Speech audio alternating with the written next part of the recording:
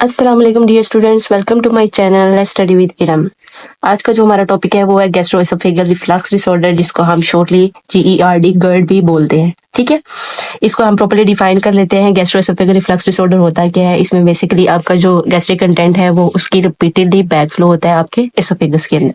ठीक है, तो इसको आप डिफाइन कैसे करेंगे? Back flow of your gastric और ड्यूडेनल कंटेंट, यानी गैस्ट्रिक या फिर आपका जो स्मॉल इंटेस्टाइन का फर्स्ट पोर्शन है उसका कंटेंट अगर वापिस एसोफेगस में उसका बैक फ्लो होता है, एसोफेगस यानी आपका जो फूड पाइप है, ठीक है, उसके अंदर अगर बैक फ्लो होता है तो उसको हम क्या बोलते हैं? Gastroesophageal reflux disorder.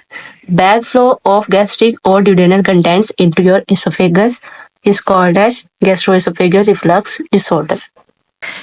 Gastroesophageal reflux disorder की कॉजेज देखने से पहले हमें दो चीजें समझनी है। हमारे एसोफेगस और स्टमक के जो बिटवीन एक स्फिंक्टर होता है जो उसके यूनिडायरेक्शनल फ्लो को जो है वो परमिट करता है, इसको लोअर एसोफेगस स्फिंक्टर बोलते हैं। ठीक है, अगर इसकी इनकम्पिटेंसी हो जाती है, ये अपना फंक्शन प्रॉपर्ली परफॉर्म नहीं कर पाता, तो भी गैस्ट्रोएसोफेगल रिफ्लक्स डिसऑर्डर डेवलप कर सकता है। ठीक है, अगर इनकम्पिटेंसी हो जाती है लोअर एसोफेगस स्फिंक्टर की, प्लस अगर पाइलोरिक स्टेनोसिस हो जाती है। अब पाइलोरिक स्फिंक्टर प्रेजेंट होता है आपकी लोअर स्टमक पोर्शन पे और at the start of your small intestine. तो यहाँ पे जो पाइलोरिक स्फिंक्टर होता है अगर उसकी नैरोइंग हो जाए तो तब भी डुडेनल कंटेंट जो है वो वापस स्टमक में और स्टमक से एसोफेगस में जाएगा। ठीक है, देन हिएटल हर्निया है। हिएटल हर्निया क्या है? बेसिकली आपकी डायफ्राम के अंदर एक ओपनिंग होती है जिससे आपकी एसोफेगस पास करके स्टमक के साथ जो है वो कनेक्ट होती है। अगर वो ओपनिंग इनलार्ज हो जाए तो वहां से जो है वो स्टमक का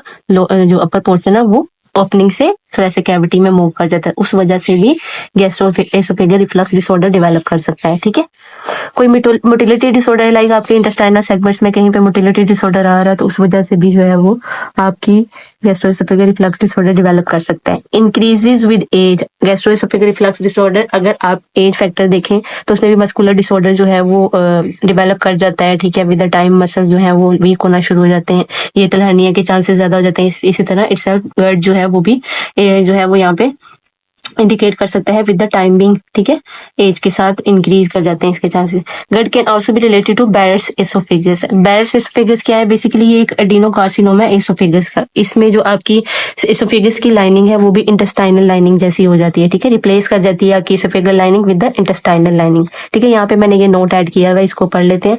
बैरस एसोफेगस एक कंडीशन है in which tissue that is similar to lining of your intestine replace the tissue lining of your oesophagus. ठीक है, ये बहुत ही रेयर जो है वो कैंसर है एसोफेगस का, जिसको एसोफेगल एडिनोकार्सिनोमा हम बोलते हैं, और ये कंडीशन क्या है? Barrett's oesophagus.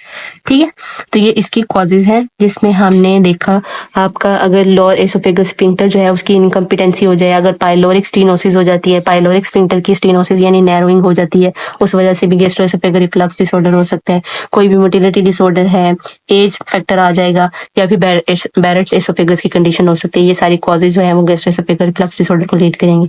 ठीक है, इसके साथ क्लिनिकल फीचर्स देख लेते हैं। अब जो आपका स्टमक एसिडिक कंटेंट है वो वापस एसोफेगस के अंदर जा रहा है, यानी उसका बैक फ्लो हो रहा है, तो उसकी वजह से हार्ट बर्न, यानी वो एसिडिक कंटेंट क्या करेगा? हार्ट बर्न की कंडीशन डेवलप करेगा, जिसको हम मेडिकली पायरोसिस बोलते हैं। इसी तरह इंडाइजेशन होगी, डिस्पेप्सिया है।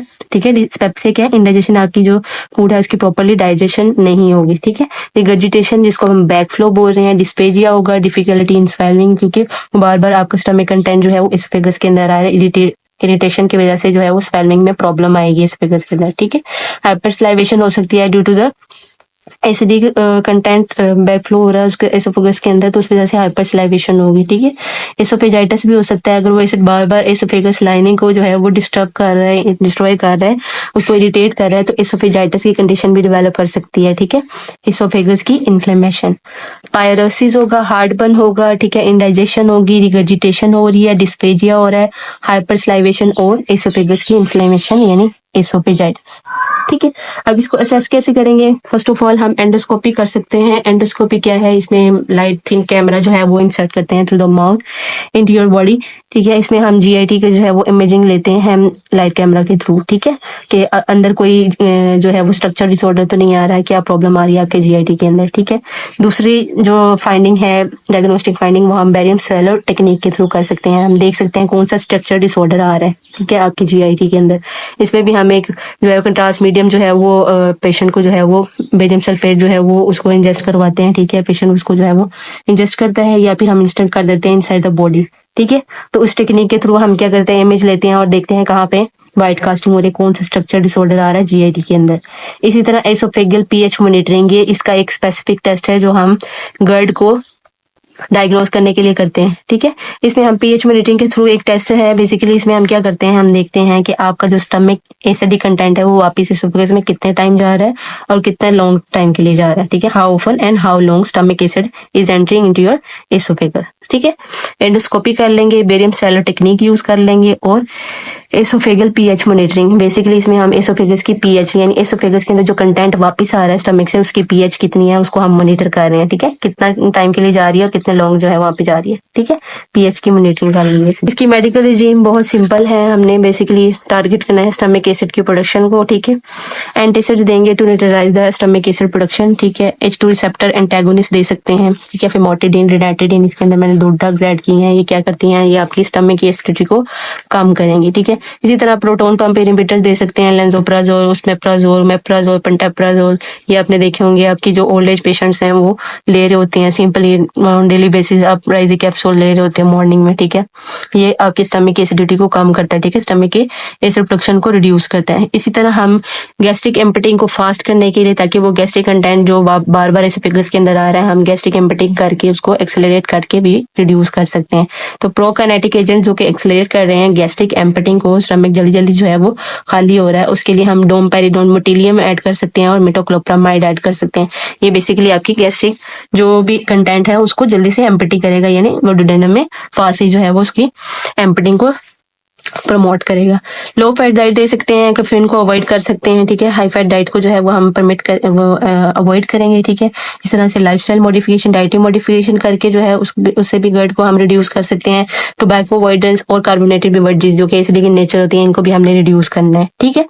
एंटीसिड जो कि एसिड की जो प्रोडक्शन है उसको न्यूट्रलाइज करेंगे। H2 रिसेप्टर ब्लॉकर, ये भी एसिड प्रोडक्शन कम करेंगे। प्रोटोन पंप इनहिबिटर, ये भी रिड्यूस करेंगे। और फिर हमने गैस्ट्रिक एम्पटिंग एक्सेलरेट करने के लिए, इंक्रीज करने के लिए prokinetic agent Motilium, metoclopramide add कर सकते हैं, ठीक है। सर्जिकल मैनेजमेंट जो है वो इसकी है नीजन फंडोप्लिकेशन।